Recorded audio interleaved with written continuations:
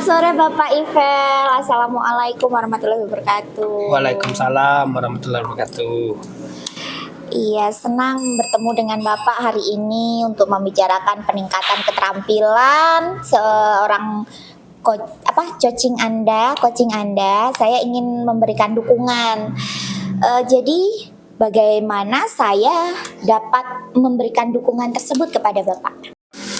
Selamat sore Bapak Ivel. Assalamualaikum warahmatullahi wabarakatuh. Ingin Anda bimbing saya dalam membicarakan atau meningkatkan kemampuan present atau kehadiran penuh. Selanjutnya mendengarkan aktif dan mengajukan pertanyaan yang bermakna. Baik, saya akan mendukung Anda dalam melakukan hal tersebut. Nah, bagian mana yang ingin Anda fokuskan pada observasi tersebut? Saya berharap dapat memperhatikan cara untuk mendengar aktif. Dan cara saya mengajukan pertanyaan yang bermakna. Oke, Bapak. Sudah saya catat ya, Pak, bagaimana menurut Anda, sejauh mana tingkat kemampuan Anda dalam hal ini, Bapak?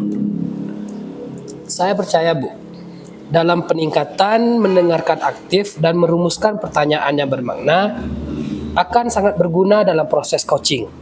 Dengan meningkatkan keterampilan ini, saya yakin bisa lebih baik membimbing murid dalam pembelajaran. Saya paham ya Pak ya. Apa harapan Bapak nanti ketika observasi kita itu? Saya berharap observasi ini memberikan umpan balik, Bu. Umpan balik untuk membangun saya dan perkembangan saya dalam melakukan proses coaching ini. Selanjutnya, saya juga akan mengajukan pertanyaan yang bermakna kepada coach saya. Oke.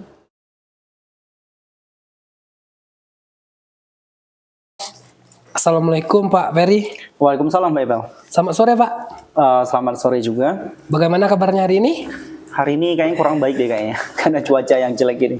Waduh, ya karena cuaca paginya hujan, siangnya panas, jadi kita mengalami sedikit gangguan ya Pak, gangguan kesehatan. Ya, benar banget Pak. Nah, ini katanya Pak Berry mau ngobrol nih, mau menyampaikan sesuatu ya kan Pak?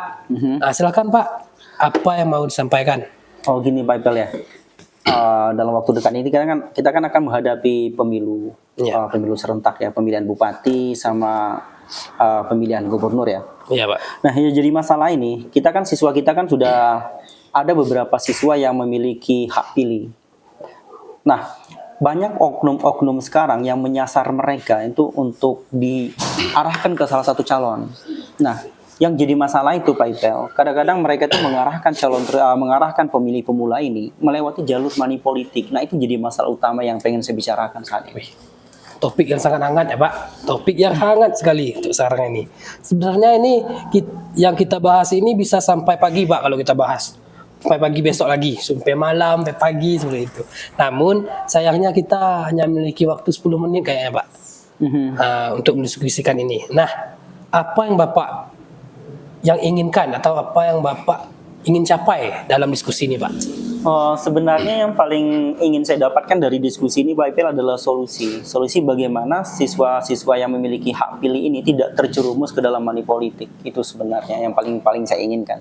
Oh, gitu ya Pak. Sebenarnya apa yang menjadi permasalahan Bapak ini sebetulnya sangat umum ya Pak sebenarnya. Namun karena siswa kita baru dalam pemilihan, jadi permasalahan yang sebenarnya yang menyangkut anak-anak ini seperti apa Pak?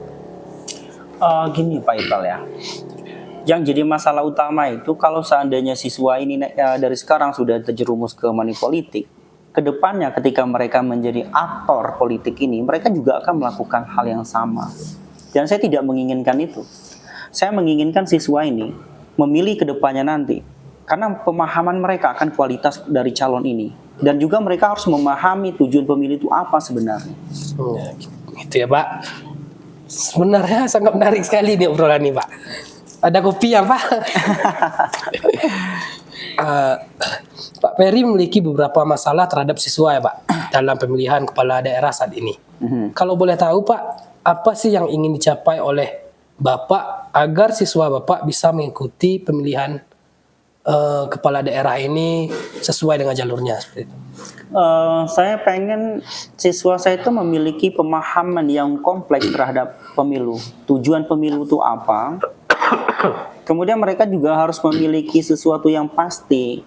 Kalau mereka memilih calon itu dasarnya apa? Bukan dari money politik atau diarahkan secara paksa oleh oknum-oknum yang tidak bertanggung jawab ini. Setelah mendengar penjelasan Bapak, saya sangat salut dan mengapresiasi sekali tentang apa yang Bapak pikirkan.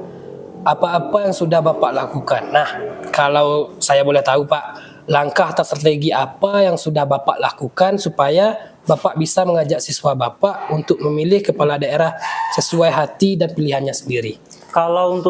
Kalau Bapak belum melakukan apa-apa, sebenarnya apa rencana Bapak setelah ini untuk kedepannya seperti itu?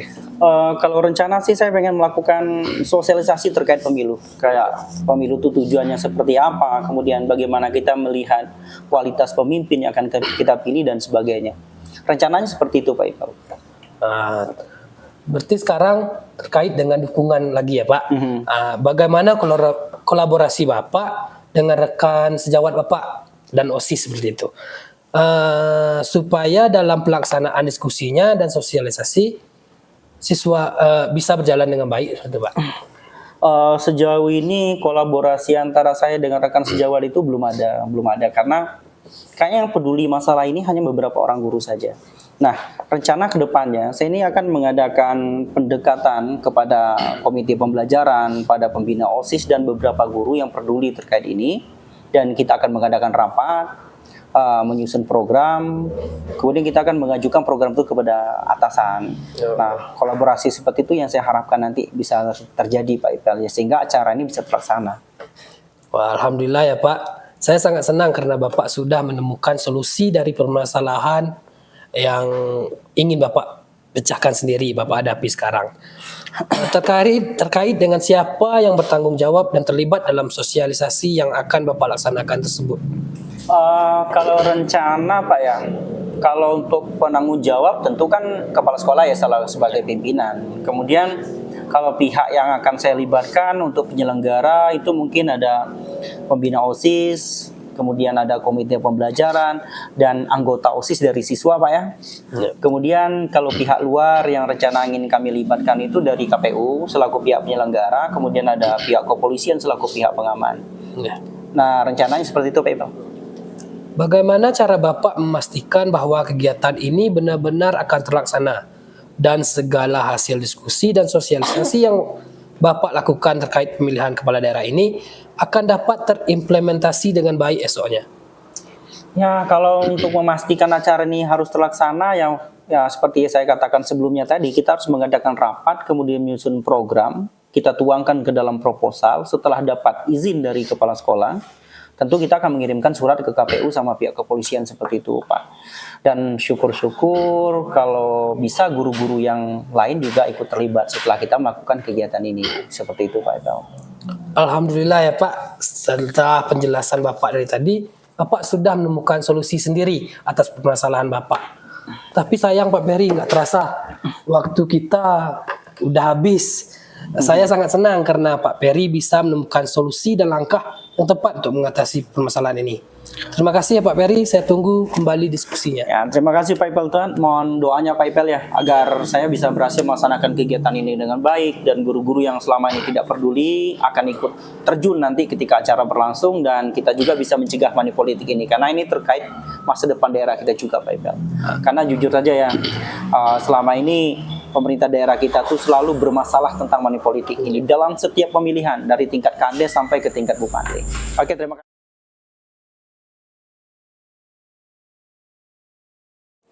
Assalamualaikum warahmatullahi wabarakatuh. Waalaikumsalam warahmatullahi wabarakatuh.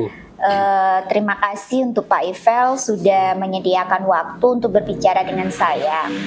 Saya ingin membahas tentang hasil observasi tadi yang telah saya lakukan dan pada sesi coaching sebelumnya ya Pak ya. Yep. Jadi bagaimana Bapak itu menilai performa Bapak dalam kompetensi tersebut? Dalam saya menilai performa saya ya Bu, saya merasa bahwa saya telah melakukan dengan baik dari kompeten saya. Apa yang membuat Bapak merasa demikian? Saya merasa telah mampu mendengarkan secara aktif Bu, dan mengajukan pertanyaan yang berbobot dengan baik kepada coach saya. Boleh saya berbagi sedikit tentang pengamatan saya, Pak? Boleh Bu. Oke. Saya melihat bahwa Bapak itu sudah mendengarkan dengan aktif dan mengajukan pertanyaan yang berbobot ya Pak ya. Ya Bu. Dan dengan sangat baik sesuai dengan standar yang kita rujuk. Bagaimana pendapat Bapak tentang ini? Saya sangat senang mendengarnya sebenarnya Bu. Terima kasih atas umpan balik yang telah Ibu berikan. Oke Pak ya. Namun dengan demikian ya Pak, saya juga melihat beberapa aspek yang perlu ditingkatkan oleh Bapak ya. Misalnya saat observasi tadi, saya memperhatikan saat menanyakan coaching, sepertinya Bapak itu agak kurang fokus ya, atau kurang penuh, kehadiran kurang penuh ya Pak ya. Iya Bu, sebenarnya saya dalam 3 hari ini mengalami kendala sakit Bu. Selain batuk, demam, saya juga mengalami diare sebenarnya Bu. Tapi alhamdulillah saya menyempatkan diri saya untuk mengcoachi salah satu teman saya, Dari diskusi kita ini ya Pak ya, apa langkah konkret yang akan Bapak itu ambil untuk meningkatkan performa Bapak pada area tersebut? Saya berencana untuk melakukan latihan yang lebih intensif Bu, dalam mendengarkan aktif dan merumuskan pertanyaan yang lebih efektif Bu. Oke, itu adalah langkah yang baik ya Pak ya. Jadi Iya. saya akan mencatat hasil observasi ini dalam for supervisi akademik. Dan terakhir apa yang Bapak peroleh dari proses ini Pak? Saya merasa lebih memahami area di mana saya perlu berkembang, Bu. Dan saya berterima kasih atas bimbingan dan umpan balik yang Ibu berikan. Terima kasih, Bu. Ya, terima kasih kembali ya Pak ya. Wassalam. Semoga cepat sembuh ya Pak ya.